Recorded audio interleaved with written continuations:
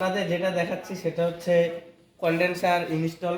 তো এই রেফ্রিজারেটরের condenser leak থাকার কারণে নষ্ট হয়ে গেছে। যদি ইভাপোরেটর নষ্ট হয় তাহলে ভিতরে আমাদের ইভাপোরেটর বাঁধতে হয় বা বানাইতে হয়, বা কুলিং কয়েলটা নতুন করে বানাইতে হয়। কিন্তু যদি কন্ডেন্সার নষ্ট হয়ে যায় তাহলে বডি কেটে কন্ডেন্সার মেরামত করা হয় না, আর যাবেও না। তো আমাদের এই জন্য কী করা হয়, পিছনে জালি আকারের এই কন্ডেন্সার লাগাই দেওয়া হয়।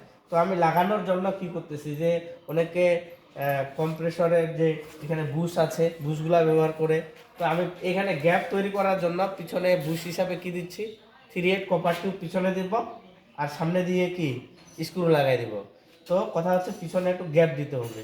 আর মনে রাখবেন যে কন্ডেন্সার ইনস্টলের সময় যে ডিসচার্জটা আপনার উপরে যাবে, শেষে লাগবে স্টেইনার, তারপরে ক্যাপিলারি। ঠিক আছে, কম্প্রেসর থেকে এখান থেকে বের হয়ে কোথায় চলে যাবে, উপরে চলে যাবে। মনে রাখবেন উপরে চলে যাবে, ডিসচার্জ থেকে বের হয়ে উপরে চলে যাবে, আর শেষে লাগবে আপনার স্টেইনার, তারপরে ক্যাপিলারি। তো এটা আপনি যেখানে এই জায়গাটা বুঝে নেবেন, যেমন এখানে আমরা চাইলে নিচে লাগাইতে পারবো না, এই বরাবর লাগাইতে পারবো না, কারণ এখানে পানির ট্রে আছে। হ্যাঁ, তো আমি এটা লাগাই আপনাদের দেখাচ্ছি। চালু করছেন? তো এটা এমআরএ পেপার দিয়ে ঘষে আমি পরিমাণ মতো কেটে বাকিটা বাদ করে দিলাম। হ্যাঁ, তো এটা আমি এখানে ডিসচার্জ লাইনটা সংযুক্ত করে নেব, এই পাশে বাঁকা করে নিয়ে যাব। হ্যাঁ, দেখতে পাইছেন, বুঝতেছেন বিষয়টা, যে ওই পাশে বাঁকা করে নিয়ে গেলাম। এই যেটা হচ্ছে বিষয়। হ্যাঁ, এই জায়গাটা এখানে আমি লাগাই দিব। আমি এটা ভাঁজটা এই দিক থেকে বাইরে থেকে করে নিচ্ছি। এই যে, ঠিক আছে,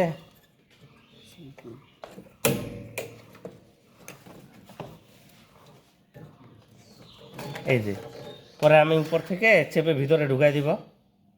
কথা কি ক্লিয়ার? হুম, এই যে তারপরে হচ্ছে পর্যায়ক্রমে আমি এই যে এখানে স্টেনারটা লাগবে, হচ্ছে যে ডিসচার্জ বের হয়েই কন্ডেন্সারের শুরুটা হবে, উপরে যাবে। শুরুটা এটাও ধরতে পারি, উপরটাও ধরতে পারি। মনে রাখবেন ডিসচার্জ বের হয়েই আগে উপরে যাবে, আর নিচের প্রান্তটা লাগবে আপনার স্টেনারের সাথে। আর উপর থেকে যখন নিচে আসবে, উপর থেকে যখন নিচে আসবে কম্প্রেসরটার উপর কম প্রেসার পড়বে, আর যখন নিচ থেকে উপরে নিয়ে যাবে ঠেলে ঠেলে, তখন প্রেসারটা বেশি পড়বে। তো এটাই হচ্ছে বিষয়। তো আমি ডিসচার্জ পয়েন্টটা ওয়েল্ডিং করে দিচ্ছি। তারপরে আমি কন্ডেন্সারের শেষে এখানে ডাইরেক্ট আমরা যদি স্টেনার লাগাই দিই, এখানে দেখেন, এখানে যদি আমরা স্টেনার লাগাই দিই তাহলে কিন্তু লাগাই দিতে পারবো। কিন্তু আমি চাচ্ছি না যে এখানে ডাইরেক্ট স্টেনার লাগায় পিতল ওয়েল্ডিং করব। তো আমি এখানে কপারের একটা শর্ট পিস লাগাচ্ছি, তারপরে আমি স্টেনার লাগাবো।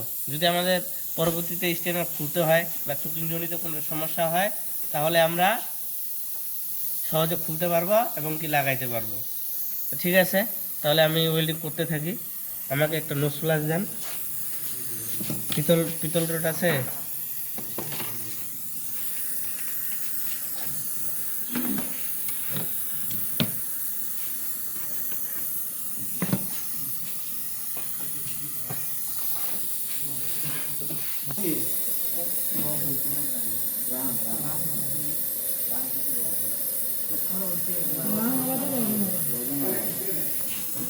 ওইটাতে একটু হাত দাও, পড়ে যেতে পারে। ধরা লাগবে না, ধরা লাগলে বলতো না।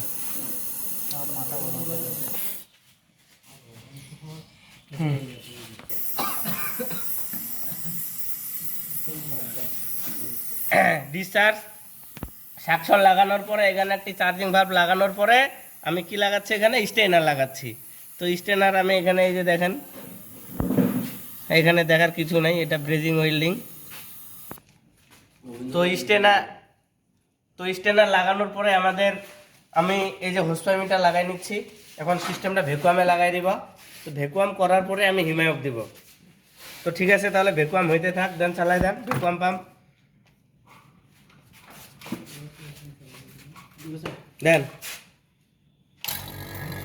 আমাদের এই চাবিটা বন্ধ থাকা লাগবে, তার মানে এখন শব্দটা শুনে বোঝা যাচ্ছে যে হোস পাইপ মিটার কানেক্ট হয়েছে।